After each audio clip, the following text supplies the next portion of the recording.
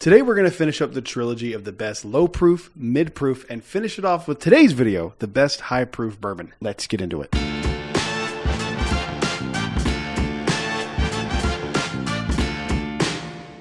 Hello everyone, welcome back to Brad's Bourbon Reviews. I'm Brad, and today we're going to dive right into the video here. There's technically 11. I always do an honorable mention on the top 10 list just because sometimes there's a bottle that I just really want to put in, and I don't want to have to say it's a top 11. And so I make it an honorable mention. It's just as good as in the other ones. I will say these are in no particular order except for the final two. The final two, I think, are the two best high proof bourbons. If you haven't been paying attention to the other videos, that's totally fine. I would recommend going back and watching them. But if you haven't, it started off with low proof bourbon being 80 to 100 proof, and then mid proof bourbon being 100 to 120 proof. And now we are doing anything 120 proof up. Don't have anything that goes over 140 proof in this video. A, because I don't think I own anything that high proof, and B, it kind of still fits in with the every 20 proof points thing. So let's go ahead and get into it with our honorable mention being Green River Single Barrel. This is a store pick. I don't have a problem putting single barrels on the list, but this one in particular is a store pick.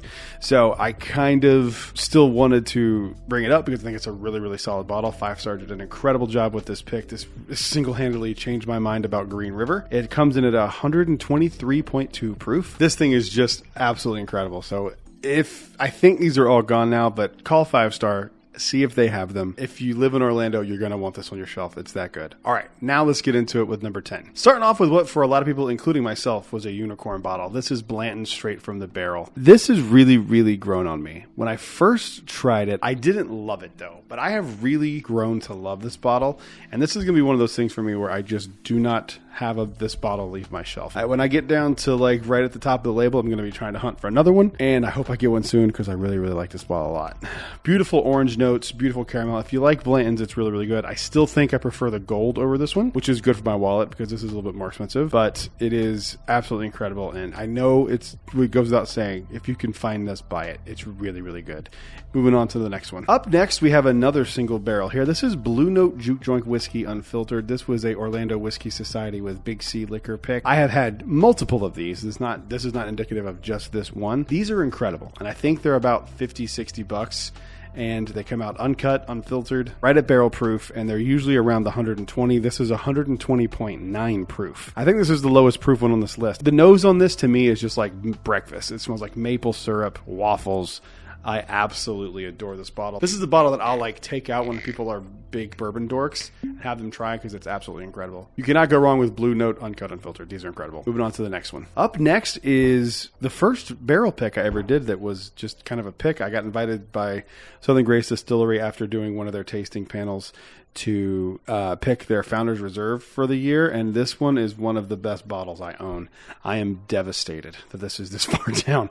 I don't think these exist anymore, but just in the off chance that you are out hunting and you run across, this is barrel 388 coming in at 126 proof. This bottle I would put up against anything and everything I've ever had. I think this is one of the best bottles I've ever had. There is a bubblegum note, like double bubble gum. That's exactly what this smells like. This is another bottle where it's like you just have not tried this and you're gonna want to because these are incredible. I've had a few of the other Founders Reserves. This one to me, in my opinion, is the best one that I have had. If I can get a barrel from them that is this high proof, I absolutely will if I can afford it, because these are like just absolutely unreal. If you don't know what you're missing. Oh my God. I just want to drink it all right now. It's so good. Moving on to the next one. By the way, in the middle of this video, I'm just going to throw this in there. I started a Patreon. You can head over to the link in the description. It is there. And if you feel like you would like to support, definitely do it. The tiers are all laid out nice and neat for you. So if you consider that, I really appreciate it. This is Larceny Barrel Proof A123. This is my favorite of all of the Larceny Barrel Proofs that I have ever had. I think this is by far and away the best one. And in fact, if I'm remembering correctly, last year I think this made like Fred Minnick's top 10 or top 20. I think it was top 10. I remember talking about it with some friends because I kept singing the praises of how good this bottle was. But this bottle is absolutely unbelievable. If these are still floating around in your area, you can find one, grab it, because you're going going to be bummed that you never got to try it. And this comes in at 125.8 proof. Moving on to the next one. It would not be a Brad's Bourbon Reviews video if we didn't bring up Jack Daniels, but I only bring up Jack Daniels when it's good, and when it's good, it's good. And these Jack Daniels single barrel proofs are damn good. I'm holding the barrel proof bourbon Tennessee whiskey, one of the best bottles I have. This thing is 134.1 proof. These are in every single liquor store in the world, essentially. Any good liquor store will have these. It's just everything you want in Jack Daniels. This is the bottle I always direct people to. When they say they don't like Jack Daniels, I say, have you tried the Jack Daniels Bonded? No? Try that one. Have you tried Jack Daniels Single Barrel Proof? No? Okay, try that. This and the Jack Daniels Bonded are the two best representations of what Jack Daniels can do at a base entry level. I still think the best thing they make is Jack Daniels 10-year, but these are absolutely incredible as well. If you haven't tried one of these before, definitely do it. This is something I'm interested in doing a barrel pick of because I love Jack Daniels, and it'd be cool to have my logo on a bottle of Jack Daniels. Just saying. Moving on to the next one. All right, the last 5 of these that I have over here, these are all pretty allocated bottles. So I'm sorry. That's just kind of how it worked out. I apologize. The next one here is a bottle from Old Forester. This is Old Forester Single Barrel Strength. This is an MDP liquor pick. I'm going to be doing a review of another one of these, a separate, different barrel pick. And I'm going to do an A-B comparison video to see how much they vary. But I love this one. This one comes in at 129.3 proof. These are fantastic. And I love that these are like kind of coming down in price a little bit to be like attainable and reachable. I have seen more of these in the last like 6 months than I have ever seen up to this point. I know these are still kind of hard to find, but these are way less hard to find than they used to be. At least for me in my area. I obviously can't speak for everyone. And if you can't find these, I'm sorry. These are really, really solid. If you like Old Forester, you'll like this. If you don't like Old Forester, this might be a good entry point. Test to see if you like higher proof Old Forester. In my opinion, Old Forester makes really, really good bourbon. To me, they're one of the best distilleries in the world for bourbon. Honestly, I think they do really, really good work. And if you can find one of these at a decent price, grab it. Moving on to the next one. All right, you can see it here already picking out because this thing is huge. This is Booker's, and I'm talking specifically about Booker's batch 2203. This is the Kentucky Tea batch. This comes in at 126.5. This, ladies and gentlemen, I have tried a bunch of Booker's. I do not love Booker's. I like Booker's, and if I can find them without having to hunt them like crazy or pay crazy secondary prices, I'll grab them on occasion. The only other bottle I have is the Apprentice batch. But this Kentucky Tea batch, this is another one of those bottles for me that I will put up against anything.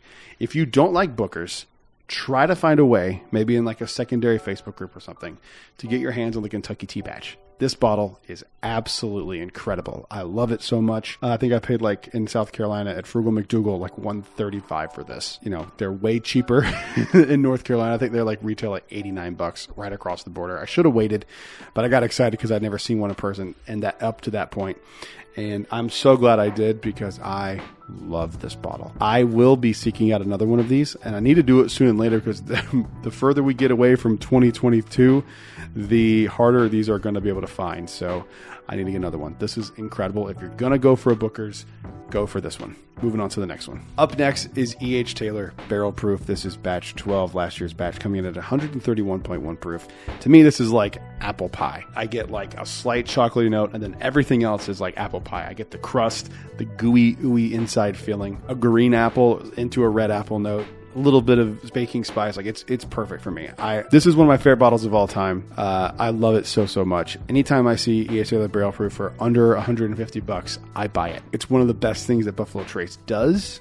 And I wish these were more readily available because I really love them. I can't wait to see what they do this year. This year's release, I'm hoping, is really solid. I have no information on it whatsoever, but I'm really hoping that this one is as good or better as this one because this one's really solid. Moving on to the next one. 2 of my favorite bottles of all time. I'm going to do kind of the opposite of what I did for the Larceny, where I said I was specifically talking about A123. This for me can kind of be any batch. I don't think there is a bad batch that I have had of Stagg Jr. I have had bottles that, well, that's not true. I had a single barrel of it that I really hated at the Polite Pig in Orlando. It was really bad. But as far as the batches go, I have not had a batch of Stagg that I didn't love. They've been variations of like, but Stagg to me for the money, because I know that these are hard to find and in a lot of places these are really expensive, but the bottle is truly like $56. I get them at my Walmart at drops on occasion when they have them, and that's what it should cost. And for $56 bucks, maybe 65. It's either 50, 56, 65. I'm dyslexic. I don't remember. Anyway, for that range, I really don't know if there's anything better on the market. This is Stagg 22B. This is my favorite Stagg that I've ever had. I have such a love for this bottle. It's tobacco and chocolate covered cherries and leather. Oh my God, it's the best nose. This might be my favorite smelling bourbon of all time. I absolutely adore it. So goes without saying, find Stagg for a reasonable price, buy it. Moving on to the last one. All right, this is George C. Stagg.